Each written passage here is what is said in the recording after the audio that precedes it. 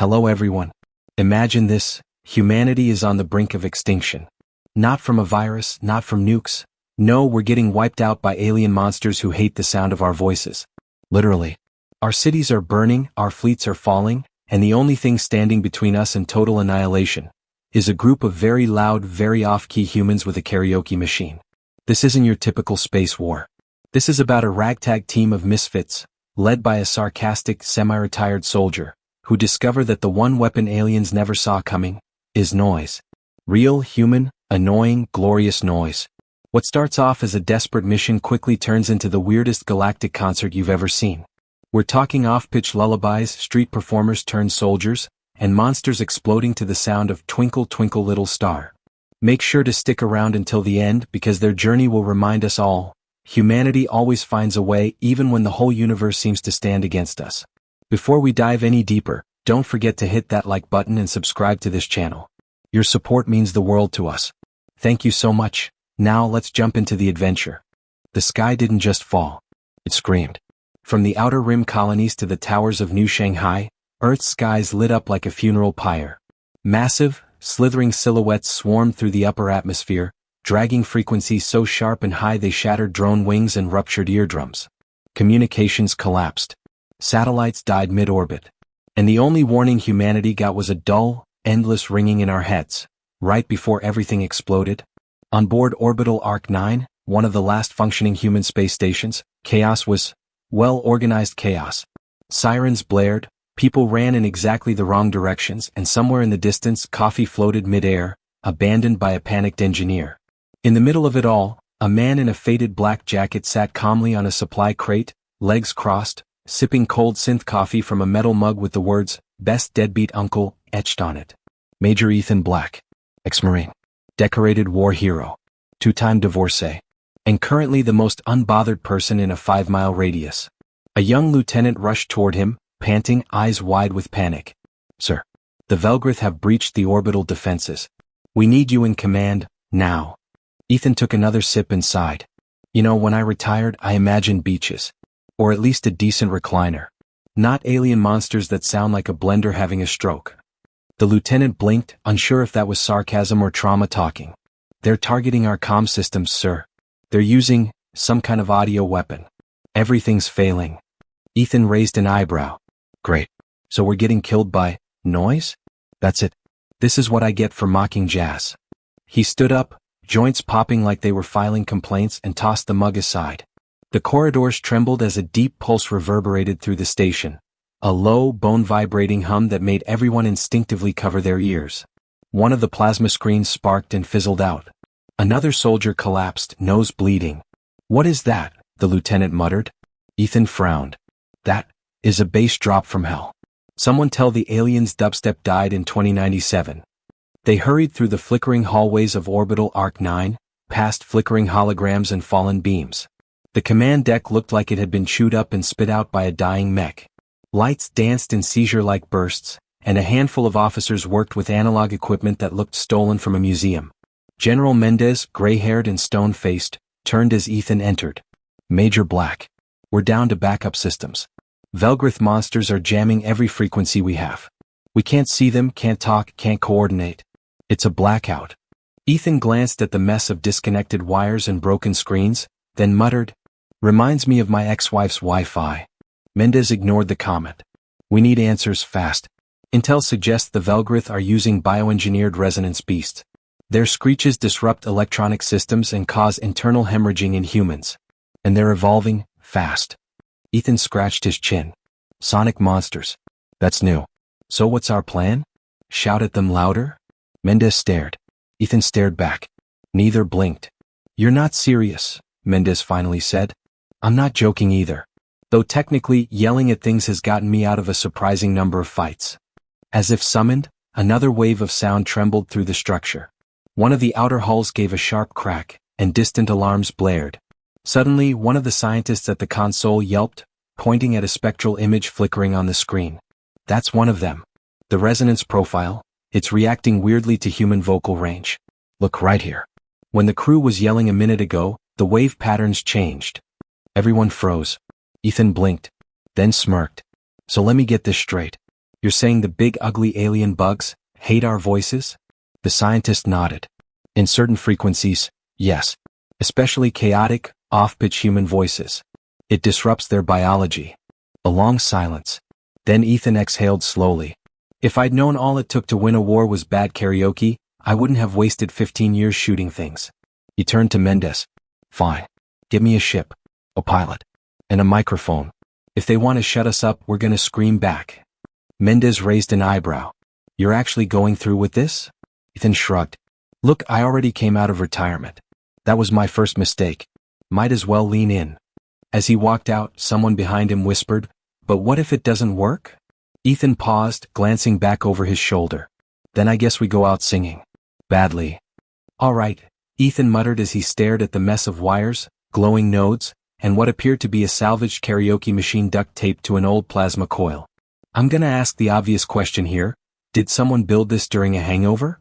Dr. Raina Miles, lead researcher of the Defense Resonance Project, didn't look up from her console. If by hangover you mean a 40-hour shift to keep humanity from being vaporized, then yes. They were deep in Lab Sector 4B, the only part of Orbital Arc 9 that hadn't been completely fried by the Velgrith's audio attacks. Or maybe it had been fried, but the staff just kept working through it. Hard to tell. Floating in the center of the lab was the prototype, a circular array of arc speakers wrapped around a human-sized chamber, humming faintly like a tuning fork lost in space. The Echo Pulse Array. It didn't look like a weapon. It looked like something you'd find in a college dorm labeled, Experimental Sound Experience Man. Dr. Miles turned, brushing a lock of greasy hair from her face. This is what we've got, Major. The Echo Pulse amplifies human vocal frequencies through harmonic converters and projects them across multi-layered resonance fields. Ethan squinted. In English, please. It makes your voice loud and annoying. But weaponized. He nodded slowly. So, basically you've built my ex-wife during a traffic jam. Raina blinked. That's not entirely inaccurate. She tapped a key. A 3D hologram of a Velgrith creature flared into view, a grotesque serpentine figure with exposed audio receptors all along its spines. The diagram showed points pulsing red when exposed to chaotic audio waves. They're engineered to thrive in ultra-clean frequencies. But when exposed to inconsistent, emotionally charged human sound, especially off-key singing, their neural matrix destabilizes. Ethan crossed his arms.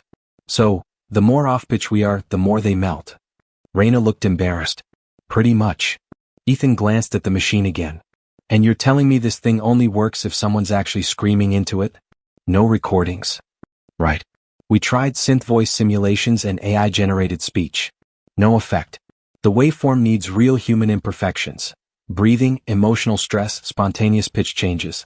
The messier the better. He rubbed his face with one hand. So our most advanced tech needs us to freestyle scream. That's the plan? Raina nodded.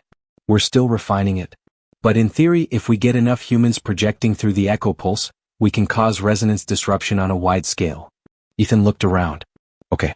And where exactly are we going to find a bunch of people willing to scream at aliens? Theater kids. We were thinking more like volunteers from Earth's karaoke registries. He stared. She was serious. He sighed. Fine. Let me guess. Next, you'll tell me you're building a mobile version of this thing. Raina smiled. Already done. We've retrofitted the Nocturne, a decommissioned long-range scout ship. Installed portable echo pulse modules, speaker arrays, acoustic shielding, and a reinforced stage platform. A stage? Please tell me that's a joke. It improves projection alignment. And morale. Ethan raised one eyebrow. This war's gonna be won by karaoke. I swear if I live through this, I'm never respecting music again. Just then, a comms officer entered, slightly dazed from the last sound pulse but holding a data pad. We've pulled potential candidates from the colony registries. Civilian voices with high inconsistency profiles. Mostly untrained singers. A few street performers. One guy who yells at pigeons for a living. Ethan gave him a look. Sounds like a solid squad. He turned back to Raina. Let's say we go through with this. We get our anti-choir on board, fire up your noisemaker, and blast sound straight into the monster horde. What's our fail-safe? Raina hesitated. There isn't one. If the sound stops, if even one of them gets inside, the pulse collapses. Ethan smirked. No pressure then. Just humanity hanging on a C-sharp. He exhaled. Alright. Let's gather the team. Get the ship ready. And for the love of everything holy, someone please find me a set of earplugs. He turned to leave but stopped at the door. One last thing. What happens if the Velgrith adapt? Reyna looked grim. Then we change the song. Ethan grunted. Let's hope they hate jazz as much as I do. The Nocturne was, in Ethan's words, one engine failure away from becoming galactic scrap metal, with speakers. Once a long-range scout vessel, it now resembled a flying nightclub designed by someone who hated silence. Speaker arrays jutted from the hull like horns, acoustic dampeners blinked faintly in sync with the ship's internal pulse, and a glowing stage platform took up half the central deck. And standing on that stage, was humanity's last, best hope. Okay, Ethan said, squinting at the assembled crew. So this is the team. A drunk, a mime, a guy who yells at pigeons, and, oh, perfect, a retired opera singer with a personal vendetta against vowels. The crew blinked at him.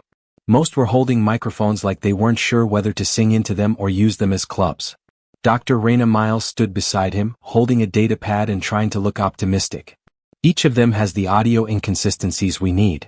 Raw, emotional, unfiltered vocal outputs. The pulse responds better to flawed projection than trained symmetry. Ethan sighed. So basically, the worse they are, the more likely we are to survive. The opera singer, a towering woman named Margot, gave him a proud nod. I've shattered champagne glasses in 5 cities. That's great, Ethan muttered. Now try shattering alien skulls. Across the room, the pigeon-yelling guy, actual name Rick, occupation, sidewalk philosopher, warmed up his voice by shouting motivational insults at a wall. You call that a bulkhead? I've seen tougher drywall in a kindergarten. Ethan blinked. Is he okay? Reyna answered without looking up. His neural scans show above-average aggression and irregular pitch variance. He's perfect. Perfect for what? A noise complaint? Soon training began. The ship's AI Vocalis walked them through the basics. Welcome voice squad. Please calibrate your unique screaming signature. Begin by yelling your favorite childhood memory. There was a pause. Then, my mom threw my cake out the window. I peed myself at Disneyland. My goldfish died during a thunderstorm. Ethan stared. This is what defense funding looks like now? The pulse array lit up as each voice was fed through the harmonic converters. A low hum echoed throughout the chamber, followed by a simulated target appearing on the holoscreen, a Velgrith drone. Now, Vocalis announced, please select a musical key, or just wing it. Margot took the lead, belting out an off-key version of Ave Maria that made 2 people flinch and 1 person reconsider their life choices. The pulse shimmered, and the simulation target twitched violently before disintegrating into pixels. Ethan raised an eyebrow. Okay. That was both horrifying and extremely effective. Rick took the mic next, and yelled a 30-second rant about birds stealing government secrets. The Velgrith sim exploded in a flash of blue light. That's it, Ethan muttered. I'm officially scared of this man. Then it was Ethan's turn. He hesitated for half a second, glanced around and grumbled, fine. Let's do this. He cleared his throat, stepped forward and, completely deadpan, began to sing Twinkle Twinkle Little Star like a soldier reciting his will. The pulse flared. Art. The sim target didn't just explode, it imploded, taking out half the simulated field. Everyone stared. Ethan blinked. Well, that's gonna haunt my dreams. Reyna clapped slowly. Your lack of effort is surprisingly weaponizable. Yeah, that's been the story of my life. Training continued for hours, filled with sound, chaos, and increasingly unhinged vocal experiments. The pulse responded best when the singing was raw, broken, and emotionally unstable, which thankfully this team had in spades. At the end of the day, Ethan stood at the bridge, looking out at the stars. We're really doing this, huh? Winning a war with bad singing. Reyna joined him, arms crossed. Maybe it's not about singing. Maybe it's about being too loud to be erased. Ethan gave a half smile. In that case, we're humanity's loudest mistakes. He turned, glancing at his chaotic crew, yelling, singing, bickering. And for the first time he didn't feel completely doomed. The Nocturne cruised through the emptiness of Sector X9, its hull vibrating with the gentle thrum of speaker arrays on standby. From a distance, it looked like a junker with a subwoofer problem. Up close, it sounded like a migraine waiting to happen. Inside the cockpit, Ethan leaned over the console, staring at the asteroid on their nav screen, designation, Colony Fragment Theta 3. A broken mining station long abandoned, until the Velgrith infested it like termites with attitude problems. Asteroid full of sound-sensitive death lizards, Ethan muttered. What could possibly go wrong? Dr. Miles, now buckled into the co-pilot's seat, was triple-checking the pulse calibration. Her brow furrowed in that, if this goes wrong, I'll personally explode kind of way. We deploy at 500 meters, land near the comm tower ruins, then test the projection radius. The monster should react instantly, if the pulse holds. Ethan sipped synth coffee from his metal mug. Should. That's a comforting word when you're basically launching a battle concert. Just don't sing with food in your mouth. Last test subject threw up and short-circuited the lower deck. Good note. Remind me to skip the victory snacks. Down in the staging bay, the team was getting ready. Margot the opera singer was stretching her jaw like she was prepping to eat the asteroid whole. Rick was already yelling at a cracked window for looking suspicious. And someone, probably the drunk, was tuning a guitar that had no strings. The landing was rough. The Nocturne scraped its way into the gravity field and came down with a dramatic bounce that triggered 3 alarms and at least one sarcastic cheer from Rick. Smooth as a sneeze in 0G, Ethan said, staggering down the ramp. We all still breathing? The landing site was quiet. Too quiet. Jagged mining equipment lay in pieces, torn apart by Velgrith claws. Black scorch marks decorated the walls like abstract art made by something with too many teeth. Margot clicked on her comm. Shall I warm up with Mozart or just scream into the abyss? Scream, Ethan replied. Always scream first. Save Mozart for parties. Reyna activated the echo pulse. The portable array unfolded with a mechanical whir revealing concentric rings of glowing emitters. All right, she said. We're hot. Everyone get in projection range. Time to wake the neighbors. The team stepped into position, forming a loose arc around the pulse. The asteroid wind howled like something angry was already listening. Ethan tapped his mic and looked at the others. All right, team. This is it. Our first drop. First verse. First chance to make alien brains melt like microwave soup. He raised one hand. On my count, 3, 2, 1, go. And then chaos. Twinkle, twinkle, little star. Margot sang in 3 octaves at once. Rick added aggressive bird-related insults between lines.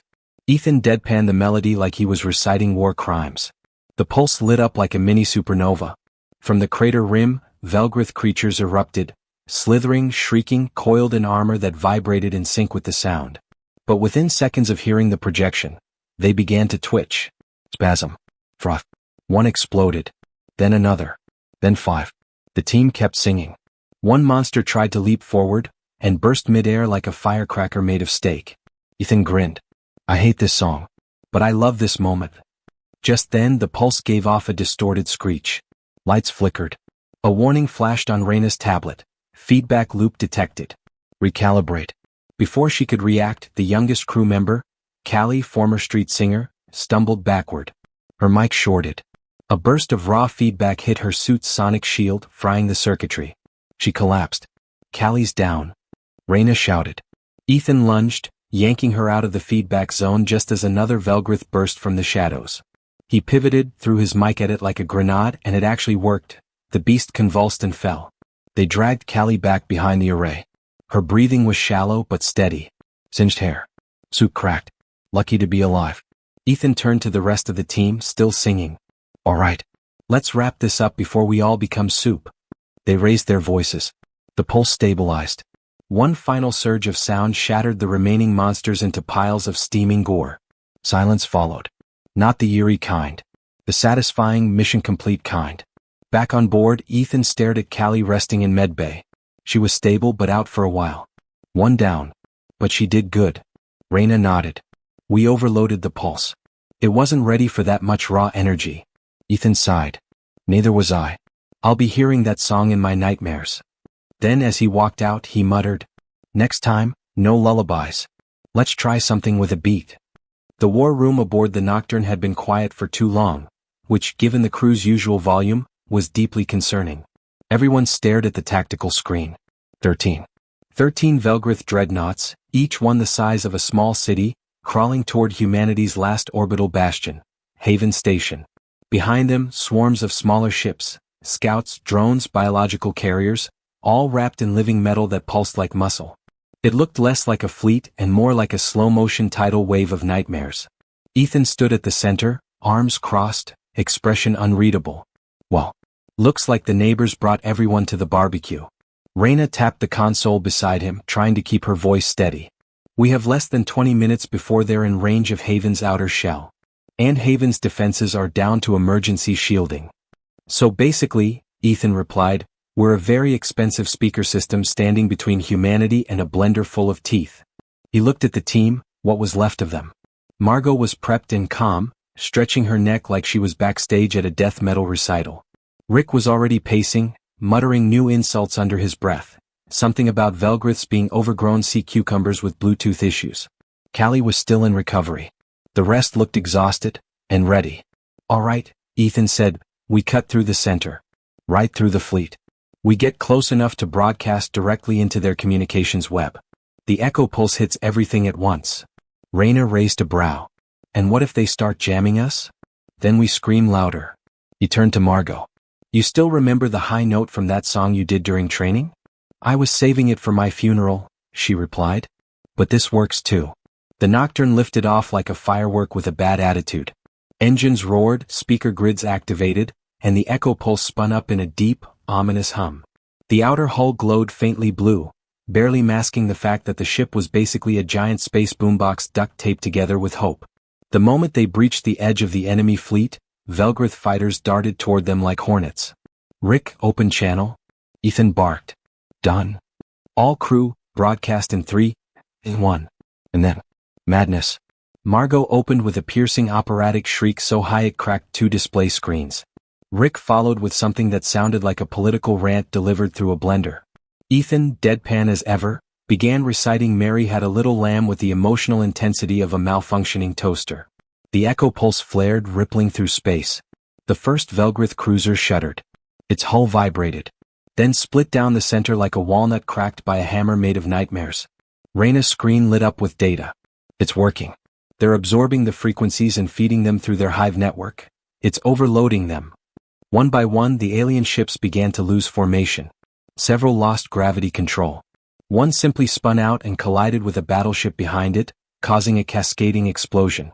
Ethan kept reading nursery rhymes. And everywhere that Mary went, the lamb was sure to go. Boom. Another cruiser exploded. Margot added some Latin for flair.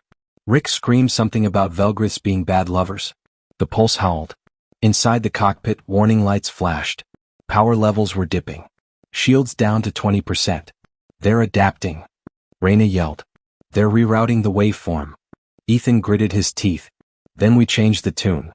He dropped the mic, literally, and pulled out a backup headset connected to the Pulse's raw feed line. You really gonna sing, boss? Rick asked. No. Worse.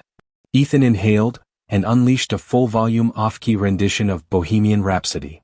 Every wrong note was hit with precision. Every pitch wobble turned into a weapon. It was aggressive karaoke terrorism. The pulse surged. The Velgrith network spasmed.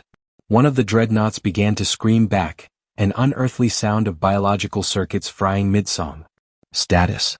Ethan coughed between verses. Raina's voice cracked. We're killing them, with Queen. This is scientifically awful. You're welcome. The last 3 ships tried to flee, but the pulse locked onto their command signal. With one final chorus of garbled lyrics and Rick's surprise falsetto, the signal slammed into them like a sonic hammer. They cracked, folded, imploded. Silence. Real silence. The fleet was gone. The Nocturne drifted quietly, engines cooling, lights flickering. Ethan leaned back in the pilot's chair, voice hoarse, lungs burning. Next time, I'm bringing a mixtape. The debris field of the Velgrith fleet still floated behind them, glowing softly like the universe's worst karaoke review. Inside the Nocturne, things were less triumphant.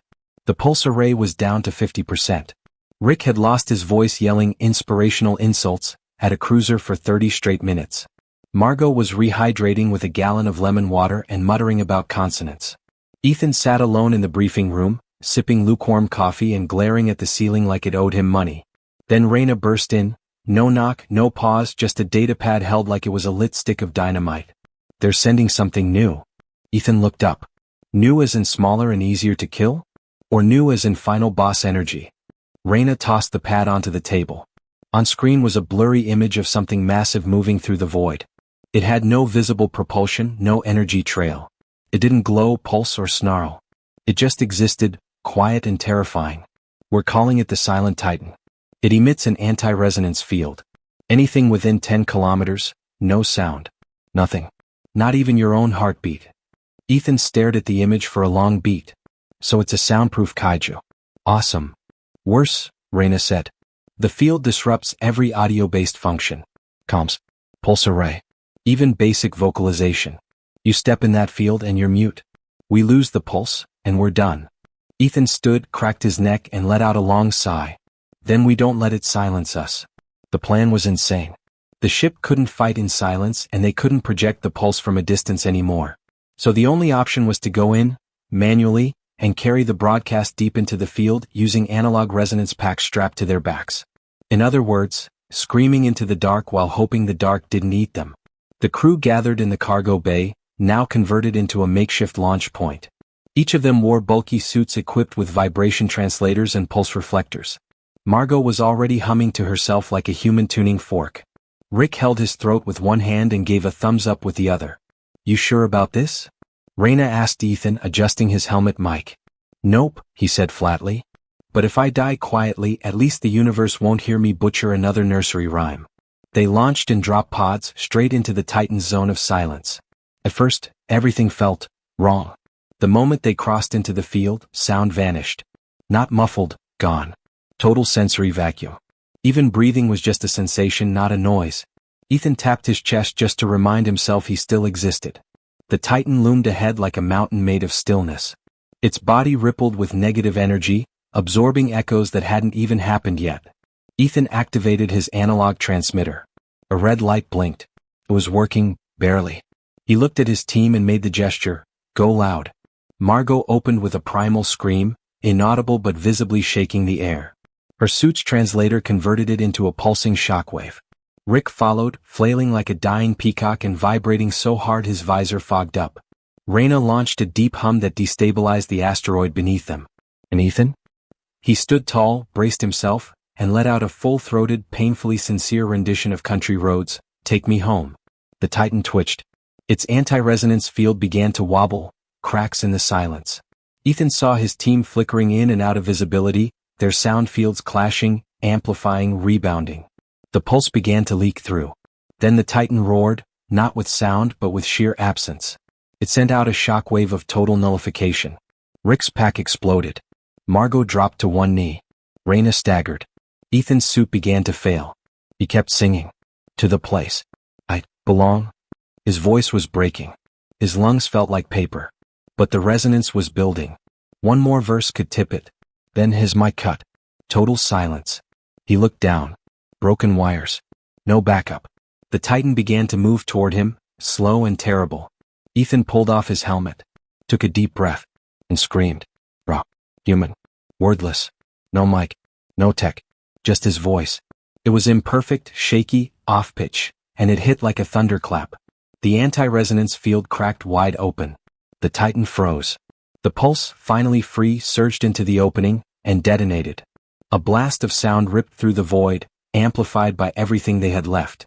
The Titan collapsed, folding inward like silence surrendering to noise. Ethan fell to his knees, coughing, eyes watering. Raina rushed over, dragging him back into the evac pod. Her voice finally audible again. You're insane. That's been said, Ethan croaked. Usually after karaoke night. The universe sounded different after the war. For the first time in months, silence no longer meant fear. It meant peace. Stillness. A breath taken without the risk of losing your lungs to some intergalactic banshee with sonic death rays. The Velgrith were gone. What was left of their fleet had fled, limping, fractured, and likely very traumatized by human vocal cords. Scientists were still arguing over what to call the final event.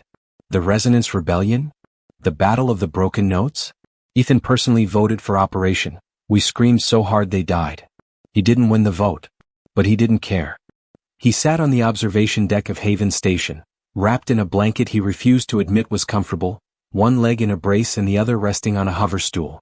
His coffee mug, now permanently dented, rested on the table beside him. The words "best deadbeat uncle" had faded, but the sarcasm remained. Children were singing nearby. Actual children. Not soldiers. Not voice weapons. Just kids, off-key and joyful, stumbling through an old Earth song with all the grace of a broken music box. It was the most beautiful thing Ethan had heard in his life. Raina walked up behind him, holding 2 mugs of something warm. She handed him one. No synth this time, she said. Real beans. Courtesy of Mars Colony. Ethan took a sip, made a face. Still tastes like burnt regret. Better than the blood of our enemies. Barely. They stood in silence for a moment, watching as one of the kids hit a note so tragically off-key that even a nearby cleaning drone shuddered. You know, Raina said, there's talk of turning the pulse array into a civilian broadcast system. Cultural preservation. Music, history, language, every colony tuned into the same signal. So, a galaxy-wide radio station? Basically.